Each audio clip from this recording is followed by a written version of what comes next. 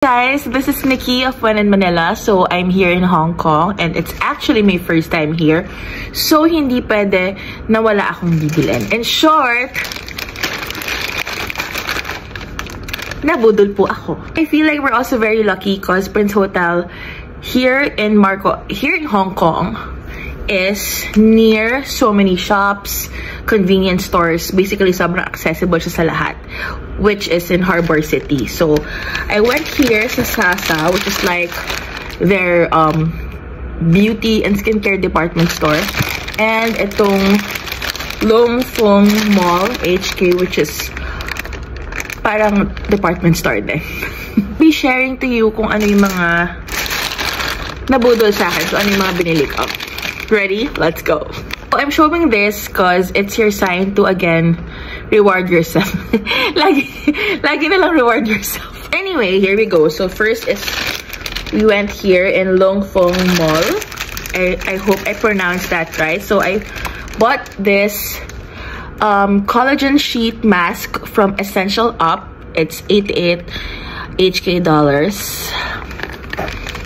Pampaganda. Gusto natin ng mga pampaganda. At sana gumanda tayo dito. I'm curious with these snacks. So, I bought this.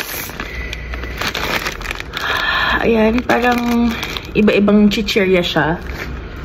And then, this hazelnut minis. Ayan. I'm actually not sure if they have it in the Philippines. But, might as well try it. And then this one's so cute. Actually, this is for my daughter. But look at that. Is from Sasa. So, mga makeup naman yung nabili ko dito. So, let's go. So, I bought these Glasting lip balm from Romand.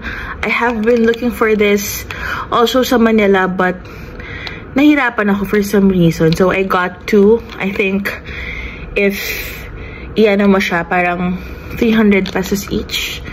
But it's worth it because I'm wearing it right now in the shade Peonies. This one I bought the first day I arrived here. So, ito yung Peonies. And then, it's another shade na I'll just show you guys soon. But there are two and I'm excited to try both.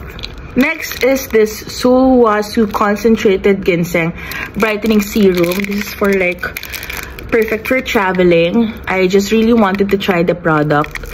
That's why I bought it. Again, it's also like nasa 300 plus 350. I'm not kalimutan ko na, but it's cheaper. It's eyelash curler from Shiseido.